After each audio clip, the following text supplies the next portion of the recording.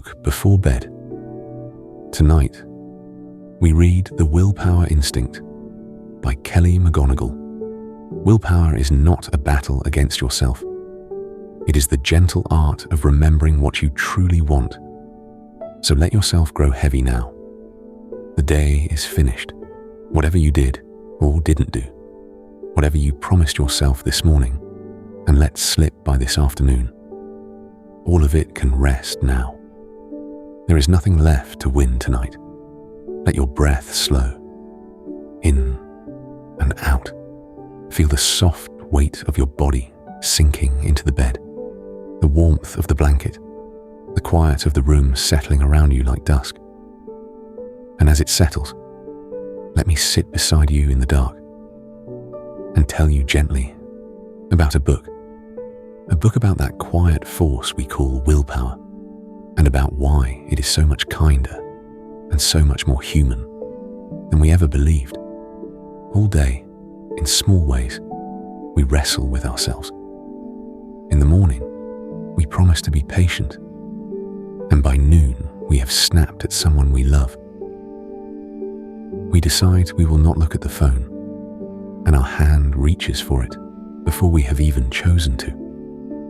We mean to begin the important thing, and we tidy the desk instead, and answer one more message, and suddenly, the evening is gone. One part of us wants to rest and grow and become who we hope to be, and another part wants the easy thing, the sweet thing, the right now thing. It can feel like a war, a tug of war that runs from the moment we wake until the moment we lie down, tired and a little disappointed in ourselves. And the disappointment is the heaviest part of all. That small, nagging voice that says, "Why can't I just do what I say I'll do? What is wrong with me?" So tonight, let us set the war down, just for a little while. Because this book makes a surprising, comforting promise that you are not weak, that you are not broken, that the trouble was never a flaw in your character, but simply a few things deep in the body and the mind that no one ever explained to you. And once you understand them, you can stop fighting yourself so hard and begin instead to work with yourself. As a friend, let me tell you a little about the woman who wrote this book. Her name is Kelly McGonigal. She is a health psychologist, a teacher at a university in California named Stanford. And one day she noticed something, that so many people in their quietest moments were struggling with the very same thing. Not a lack of knowing what to do. We almost always know what to do, but a gap, an aching gap between knowing and actually doing. So she began to gather everything science had learned about that gap, from the study of the mind, from the study of the brain, from medicine, and from the new understanding of how our bodies really work. And she shaped it all into a course, a class she called simply The Science of Self-Control. And it became one of the most loved classes that university had ever offered. Ordinary people, tired people, came to it not to be lectured, but to finally understand themselves. And out of that warmth, that wish to help real people with real struggles, this book was born. What makes it gentle is this: she does not stand above us, wagging a finger. She does not say, "Try harder, want it more, be more disciplined." She says instead, "Let us look closely and kindly at what is actually happening inside you. Because once you can see it, you no longer have to fight in the dark." And she noticed something else too. Something that softened her whole way of teaching. That the people who struggled the most were almost never lazy or careless or weak. They were, very often, the ones who cared the most. the ones who tried hardest and judged themselves most harshly when they fell. Their struggle was not a lack of wanting. It was an excess of wanting, paired with a deep misunderstanding of how willpower truly works. And so this book is not a book of scolding. It is a book of relief, a long, slow exhale. For everyone who has ever lain awake, ashamed of a promise they couldn't keep. So let us begin with the question the whole book quietly answers. What is willpower really? We tend to think of it as one thing, a kind of strength or a kind of stubbornness that some lucky people were simply born with and the rest of us were not. But the book offers a softer, truer picture. Willpower, it says, is not one power, but three. Three quiet abilities that live inside every one of us. The first is the power to say, I will. The strength to do the thing you would rather put off. To begin the work, to take the walk, to make the call, even when the easy part of you would rather wait until tomorrow. The second is the power to say, I won't. The strength to pause when something tempts you and choose, gently, not to. To set down the second helping, the late night scroll, the sharp word, not by force, but by a calm, clear no. And the third, the deepest of the three, is the power to remember. I want. In the moment of temptation, when the small wish is loud and the large dream is quiet, this is the power to remember what you truly, deeply long for, the life you are building, the person you are becoming, the reason you set out at all. And here is the heart of it. Willpower is not really about forcing yourself. It is about remembering, in the hard moment, simply remembering what you want most, when a smaller want is shouting in your ear. But why is that remembering so hard? Why does the smaller want so often win? The book takes us gently inside the body. Because willpower, it turns out, is not just a feeling. It is something that happens in you, as real as your heartbeat, as physical as your breath. Long ago, when danger meant a wild animal in the dark, our bodies learned a powerful response. When threatened, the body floods with alarm. The heart races. The muscles tighten. The mind narrows to one thing: run or fight. It is fast and it is fierce, and it saved our ancestors' lives. But it was never made for the struggles we face now, because the temptations of our day are not wild animals.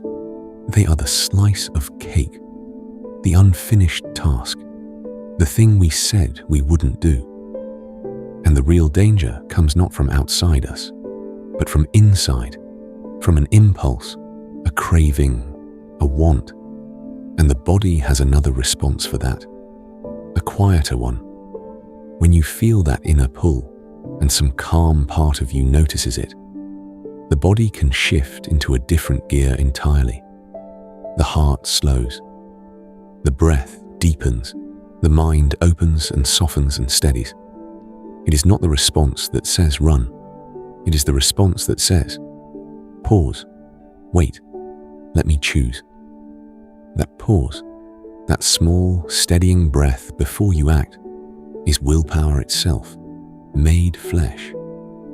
And the most wonderful thing the book tells us is this: you can call that calm response into being.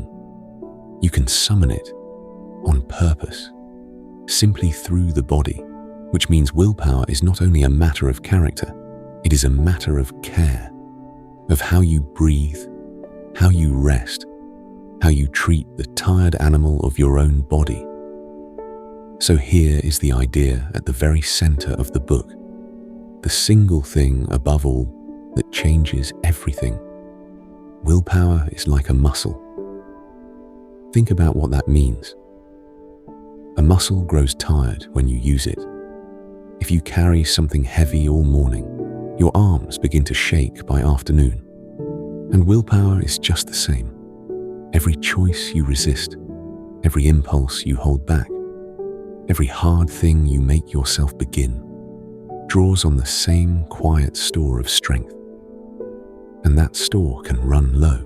This is why you are so good at resisting in the morning and so easily undone by night. Why? After a long day of being patient and careful and good, you come home and reach for exactly the thing you swore off. It is not that you failed. It is that the muscle is tired. You spent it all day long on 100 small acts of self-control you never even noticed. And once you understand that, so much softens, you stop blaming yourself for the evening slip.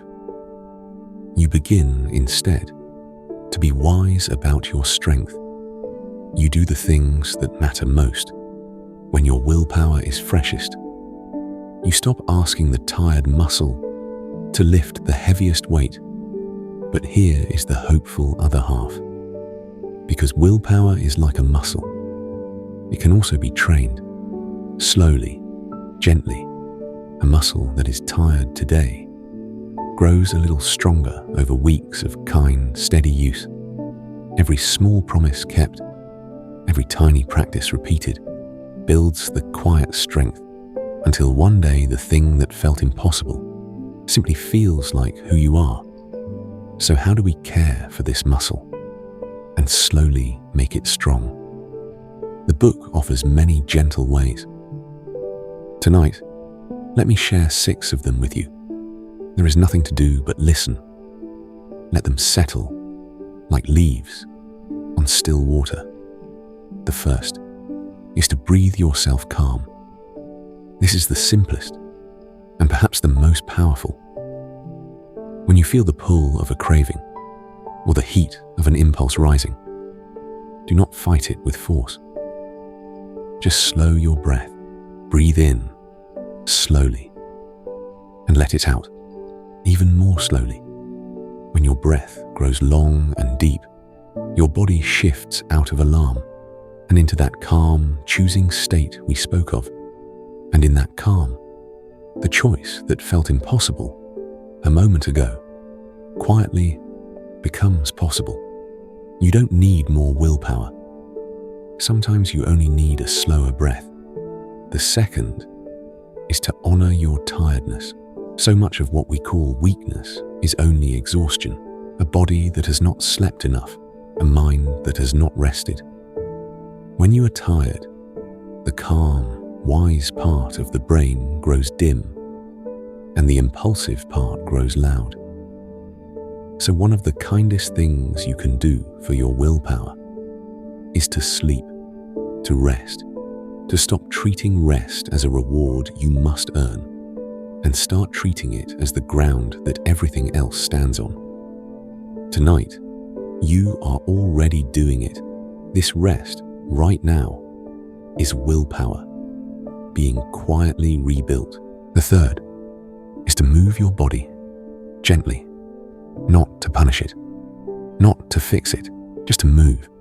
A short walk, a few slow stretches, a little time under the open sky. The body that moves, even a little, steadies the mind and refills the well of self-control. You do not need to run for miles.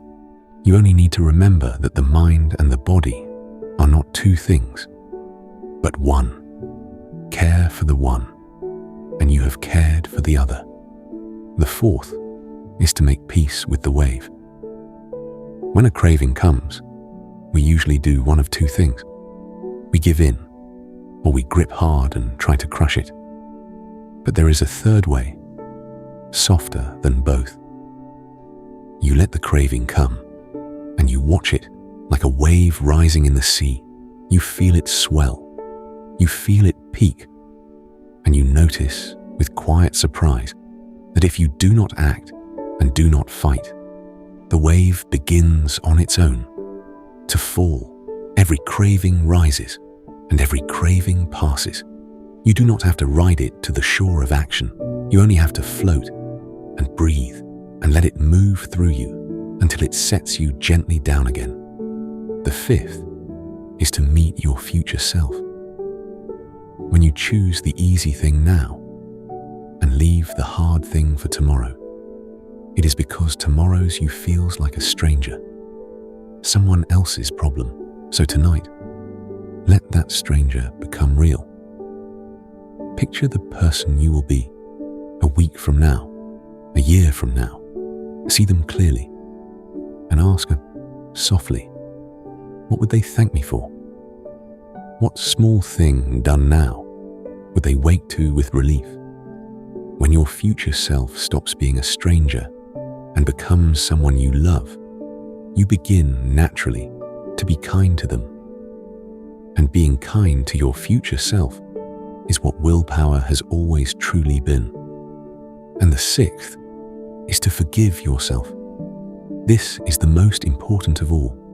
When you slip, and you will slip because you are human, the loud voice inside will want to scold you, to call you weak and lazy and hopeless.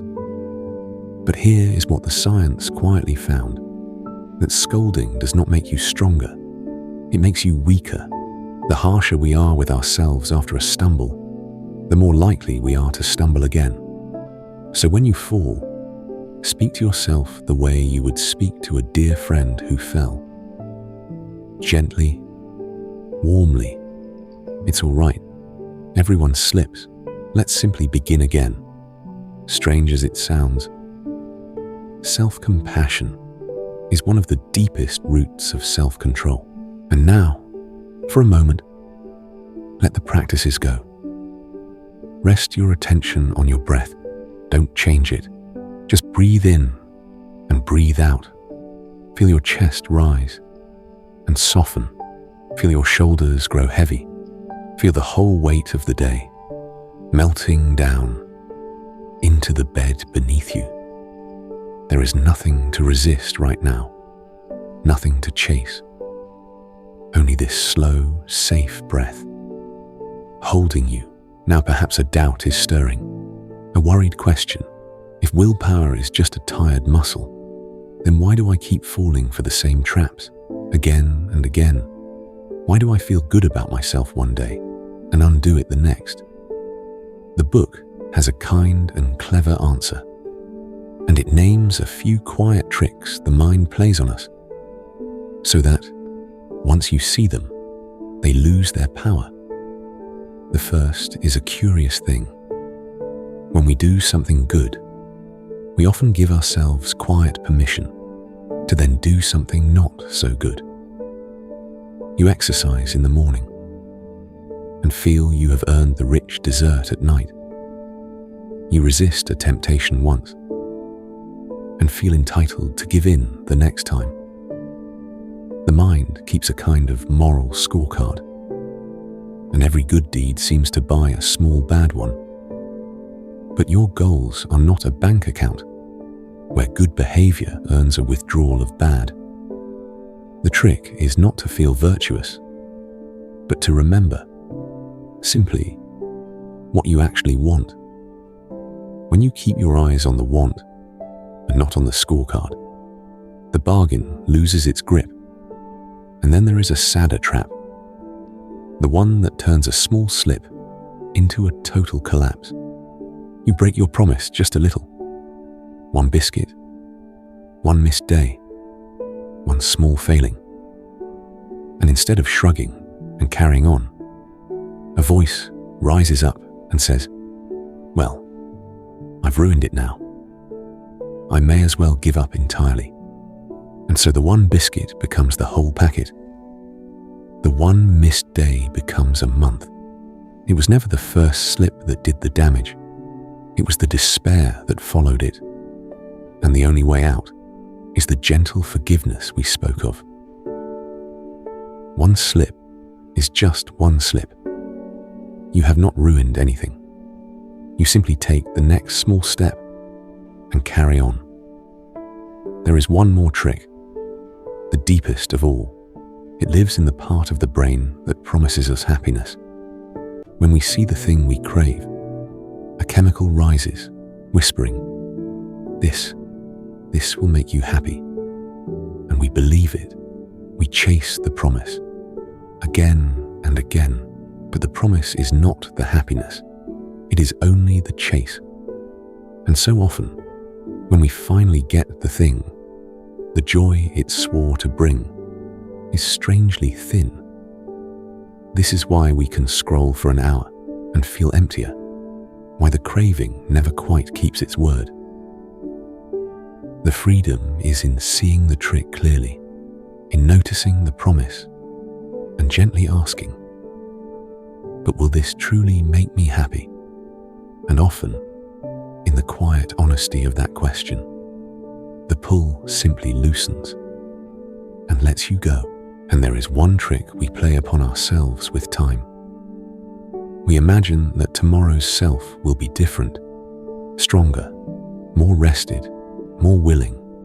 So we leave the hard thing for tomorrow, certain that tomorrow we will rise and do it gladly.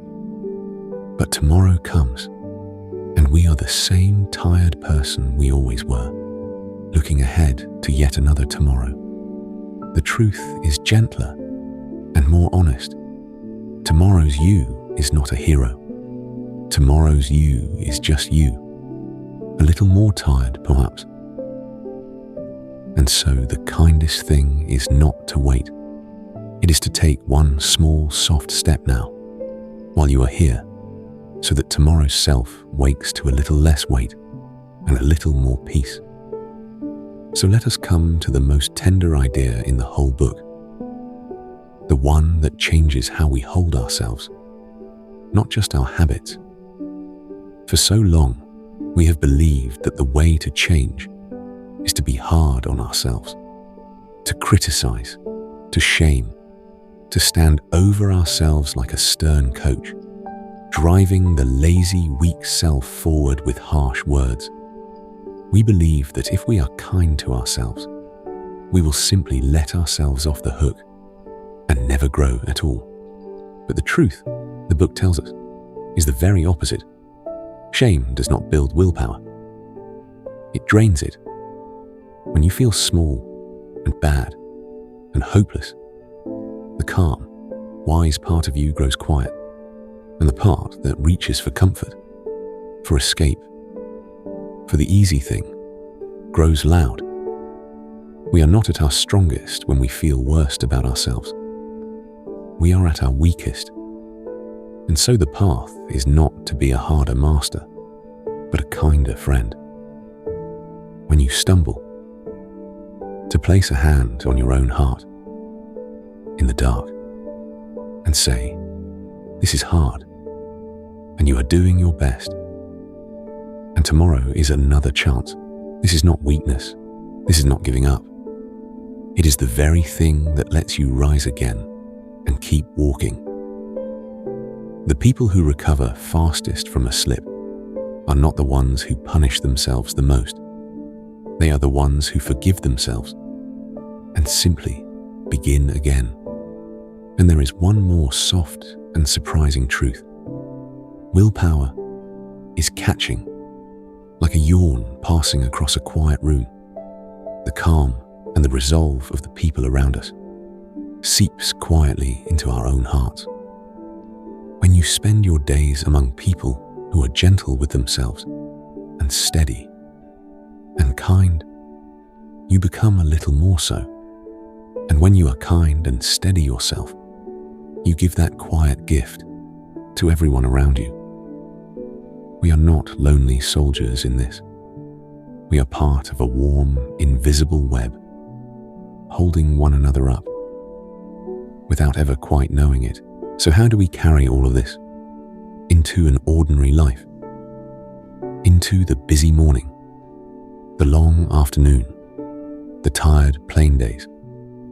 We carry it gently. We stop waiting to become a different, stronger person before we are allowed to begin.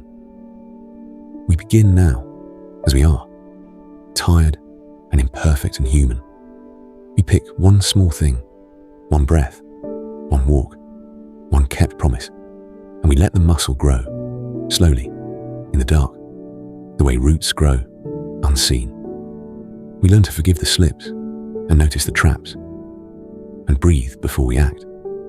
We learn to treat our own body like a creature we love, feeding it, resting it, moving it, not as punishment, but as care. And little by little, the war inside us becomes a friendship. The two parts of you, the one that wants to rest and the one that wants to grow, stop fighting and begin, at last, to walk together. And we learn to choose our company gently too.